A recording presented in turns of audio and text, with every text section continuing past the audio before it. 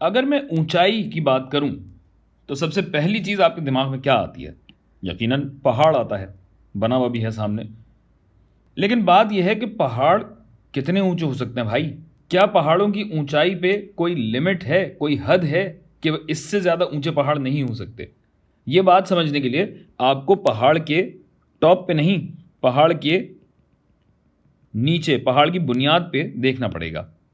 तो फ़र्ज़ कीजिए पहाड़ की बुनियाद पे एक मैं कोई पत्थर लेता हूँ और इसका जायज़ा लेता हूँ कि इस पे क्या गुज़र रही है। बात यह भाई, इतना बड़ा पहाड़, इतनी सारी ज़मीन है जो इस पत्थर को नीचे दबा रही है, और सिर्फ एक तरफ से नहीं, ये पत्थर चारों तरफ से एक स्ट्रेस वाली हालत में है। प्रेशर पड़ रहा है इस पे। प्रेशर अगर पड़ रहा है तो जाहिर है फोर्स भी है, और ये फोर्स चारों तरफ से लग रही है।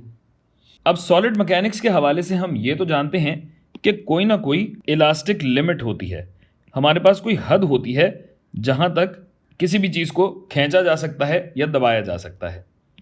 और इस लिमिट के अंदर अंदर अगर ये फोर्स या प्रेशर रहे तब तो ये शय वापस अपनी पोजीशन में आने की सलाहियत रखती है। लेकिन अगर इस इलास्टिक लिमिट से हम आगे बढ़ जाएं और बहुत आगे बढ़ते चले जाएं तो सॉलिड तकरीबन लिक्विड में कन्वर्ट हो जाता है। यानी एक हद से ज़्यादा अगर प्रेशर होगा तो ये पत्थर ये बहना शुरू हो जाएगा और बह के दोनों तरफ से निकलना शुरू हो जाएगा।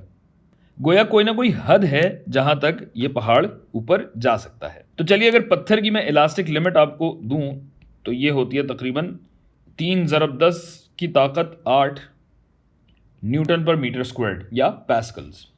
तो देखें भाई, इस पत्थर पे, इस नन्हे मुन्ने पत्थर पे क्या गुजर रही है कि इस पे प्रेशर लग रहा है, और प्रेशर, इसके ऊपर जितना भी वज़न है इस पूरे पहाड़ का, ये पूरा वज़न प्रेशर लगा रहा है, लिहाजा फोर्स हुई हमारी mg यानी वज़न, और इसको हम तकसीम करेंगे रकबे पे, एरिया पे।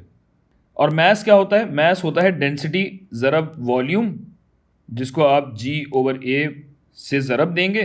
वॉल्यूम की भी अगर आप बात कीजिए तो वॉल्यूम होती है बेस एरिया ज़रब ऊंचाई। अच्छा, अब जाहिर है हमें ये तो नहीं पता ना कि पहाड़ कितना ऊपर है या इसका रकबा कितना होगा या वॉल्यूम कितना होगा। तो हम ये कहते हैं कि भाई, हम यहाँ चूंकि तखमीना लगा रहे हैं तो क्यों ना हम ऐसा करें कि हम इस पहाड़ को एक सिलेंडर फ़र्ज कर लें, सिर्फ एक तखमीना लगाने के लिए, और इस सिलेंडर की ऊंचाई होगी h। तो यहाँ पे एरिया तो कट जाएगा और ऊंचाई हमने h ही ली है, लिहाजा प्रेशर क्या बना? ρgh।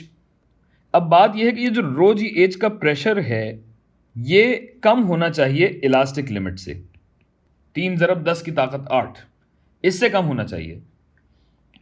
तो पत्थर की डेंसिटी हम, चलिए इसका भी तखमीना लगा लेते हैं, अंदाज़न कहते हैं कि 3000 इसकी अगर डेंसिटी है, और चूंकि तखमीना लगा रहे हैं तो हमें 9.8 लेने की ज़रूरत नहीं है, जी को हम कह देते हैं 10 है। ऊंचाई हमें मालूम करनी है और एक लिमिटिंग वैल्यू है हमारे पास, एक हद है 3 × 10 की ताकत 8। और कैलकुलेशन जब हम करते हैं तो हमें पता लगता है कि हाइट 10 की ताकत 4 न्यूटन मीटर से कम होनी चाहिए, यानी 10,000 मीटर से कम हाइट होनी चाहिए। अब क्या, अच्छा, और जाहिर है कि 10,000 हमने एक तखमीना लगाया है और सिलेंडर हमने चूंकि तसव्वुर किया है तो जाहिर है ये सिलेंडर ज़्यादा वॉल्यूम रखता है, ज़्यादा हाइट की भी वैल्यू हमारे पास आ रही है, गोया 10,000 से कम होना चाहिए।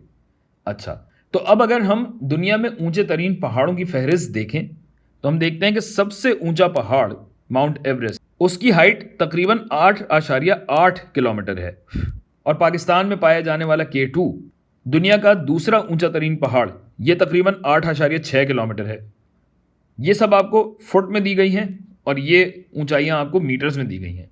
तो आप देख सकते हैं कि 7 ऊंची तरीन हाइट्स, 7 ऊंची तरीन ऊंचाइयां 8.8 किलोमीटर यानी 8 किलोमीटर के आसपास हैं। तो मैं ये कहूँगा कि हमारा तखमीना दरअसल बहुत अच्छा है कि 10,000 मीटर या 10 किलोमीटर तो हमने बहुत ज़्यादा लगाया हुआ था भाई। हाइट यकीनन 10 किलोमीटर से कम होनी चाहिए, और हम यहाँ देख सकते हैं कि 9 किलोमीटर तक भी हाइट नहीं जा रही, यानी हमारा तखमीना काफ़ी अच्छा है भाई।